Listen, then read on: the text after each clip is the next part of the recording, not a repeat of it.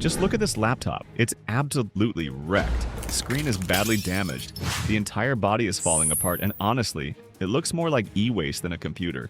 But here's the weird part. Despite all of this damage, the hardware inside still works perfectly fine. So throwing it away would be a waste. Instead, I'm going to tear this thing apart and give it a completely new life. And by the time I'm done, it won't even look like a laptop anymore. So what exactly am I turning this destroyed laptop into? Let's find out. The first thing I need to do is get rid of this completely trashed outer shell. Taking it apart isn't particularly difficult, but I do have to be careful with all these tiny, ridiculously fragile ribbon cables. One wrong move and this project could get a lot more complicated. And after about an hour of fighting with what feels like a million screws, I finally managed to free the motherboard from the chassis. But we've got a problem. The cooling fins are completely bent out of shape. Luckily, I happen to have an identical heatsink that's still in good condition, so I can swap out the damaged one and keep moving. Next, there's one tiny part I absolutely need to keep: the power button. Thankfully, on this laptop, the power button is completely separate from the keyboard. It's basically this tiny little switch connected by an insanely thin ribbon cable. It doesn't look like much, but I'm going to reuse it as the power button for the entire system. Next, I need a display for this thing. And as you already know, the laptop's original screen is completely trashed, so there's no saving that. But instead of just replacing it with another laptop panel, I want to do something a little more interesting. I'm using a portable monitor. This one is 14 inches, but more importantly, it has a touchscreen, which opens up a lot more possibilities for what I'm building. The plan is pretty simple. I'm going to mount all of the laptop's hardware behind this display, essentially turning the screen into the foundation of the entire system. But before I start building anything around it, I should probably make sure these two actually work together. So let's hook everything up and... Yep. Perfect. The display works, the touchscreen works, and I can now control the entire computer directly from the screen. Now we actually have something worth building around. Now comes probably the most important part of this build, making a custom enclosure for everything. For that, I decided to use acrylic. It's flat, relatively easy to cut and shape, and for a project like this, it should work perfectly. But first, I need to strip down the portable monitor. Keeping the original housing would just make the whole thing unnecessarily thick, so I'm removing everything I don't need. After taking out the screws around the edges, I can finally get inside. And there's really not much here, just the display panel itself and the controller board that runs it. Perfect. That gives me a lot more freedom to work with. Next, I need to build a backplate that everything can mount to. But before I can figure out where all the hardware is going, I need to cut a piece of acrylic that matches the dimensions of the display. So, time to start measuring. Next, I need to figure out where all of these components are actually going to live. And there's already one problem. If I mount the motherboard right up against the edge, the HDMI cable sticks way out of the side. And honestly, that looks terrible. So instead, I'm going to move the motherboard slightly toward the center. That should give the HDMI connector enough clearance while keeping everything looking much cleaner. Once I'm happy with the position, I can mark the mounting points and drill the holes for the motherboard standoffs.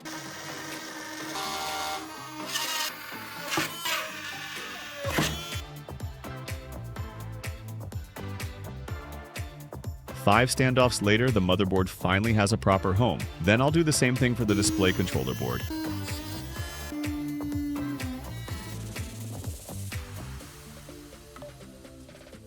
With both boards mounted, I can move on to the speakers, and I'm positioning one on each side of the system, but obviously trapping speakers behind a solid sheet of acrylic isn't exactly ideal, so I'm drilling a bunch of tiny holes directly in front of them to give the sound somewhere to escape. And with that done, we've officially finished the first major part of this build, and it's finally starting to come together. But there's still a lot left to figure out. Next, I need to build the 4 walls around the enclosure. And once again, I'm sticking with acrylic. I've already cut 4 strips, each about 3 centimeters tall, and these will form the sides of the case. The idea is pretty straightforward. Line them up along all 4 edges of the backplate and secure everything with super glue. These corners sticking out are really bothering me, so I'm going to sand them down and round them off a bit, just to give the whole thing a much cleaner, more finished look. And once that's done, the enclosure finally starts looking like an actual case instead of just a bunch of components sitting on a sheet of plastic. But now comes the more annoying part. I need to figure out exactly where all the openings are going to be. The USB ports, power connector, and of course, a proper spot for that tiny power button I saved earlier. Let's start with the USB ports. I cut out an opening just big enough for both ports to fit through, then secured them in place with a couple of standoffs and screws. Next up is the power button board. I'm mounting it directly to the sidewall with 2 small screws, then drilling 1 more hole so the actual power button can poke through.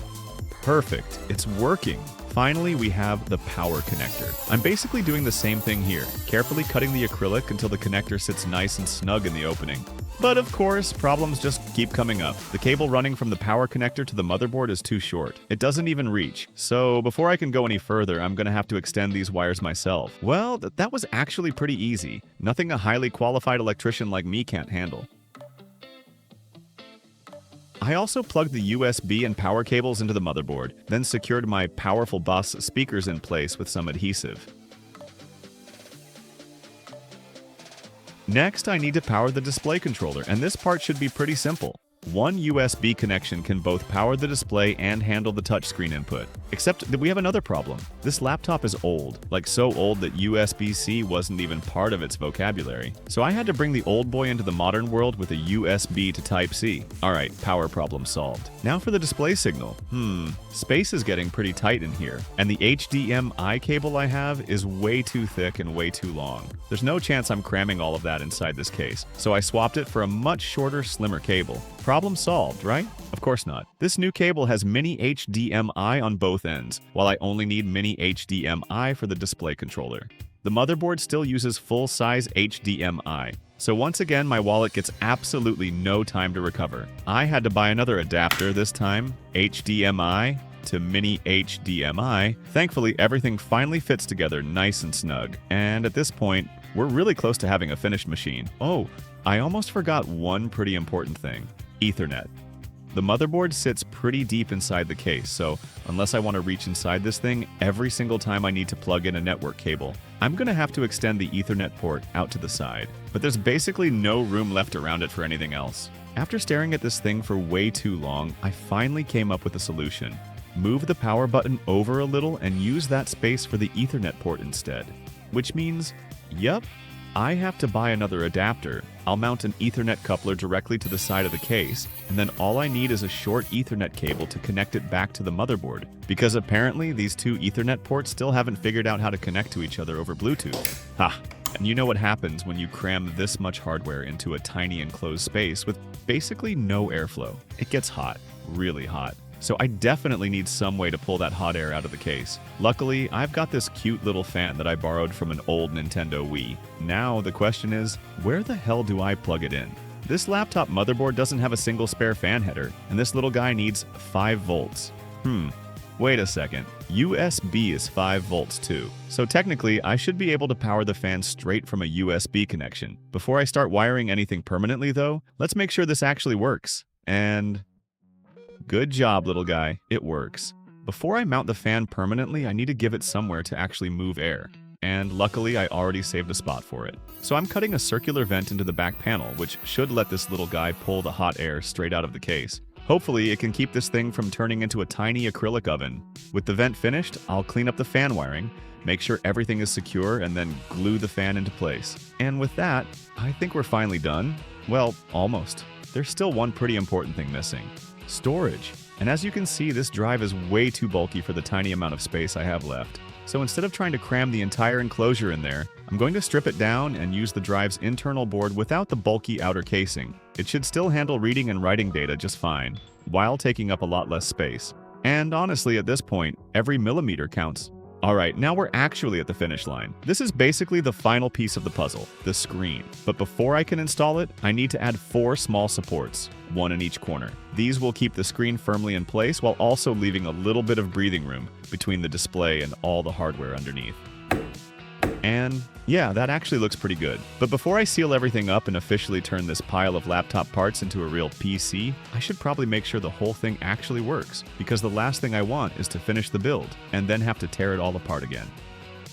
Oh my god, like we have a picture. And even better, everything seems to be working perfectly. The system is running smoothly, the touchscreen responds exactly the way it should. So now I can finally put the display back into the case. But looking at it, it still feels like something's missing. So I added a clean bezel around the screen to give the front a more finished look, and then reattached the monitor's original stand so the whole thing can actually sit properly on my desk. And wow, that looks way better than I expected. At this point, I don't even know if I can call this thing old boy anymore. A few hours ago, it was a beat-up old laptop with a destroyed shell and a broken screen. Now, it looks like it's been given an entirely new life. And honestly, that's my favorite part of projects like this, taking hardware that looks like it's finished and turning it into something worth using all over again. Alright, I've got the mouse, keyboard, and Ethernet plugged in, and everything works exactly the way it should. For everyday stuff, this little machine is actually pretty capable. Watching YouTube, browsing the web, basic desktop tasks, it handles all of that just fine. And of course, you already know what game I had to test. Minecraft? Yes, it runs. Does it run well? Oh, not exactly. At the default settings, we're getting less than 30 FPS. But honestly, considering how old this hardware is, I can't really be surprised. And that's okay, because this project was never about building some crazy gaming PC or magically turning ancient laptop hardware into a modern powerhouse. I just wanted to save this machine. Instead of letting a broken laptop become another piece of e-waste, I wanted to give it a new purpose, and maybe make something a little different along the way. It's not the fastest computer, it's definitely not the best gaming PC, but it works, and for this build, that's really all I wanted.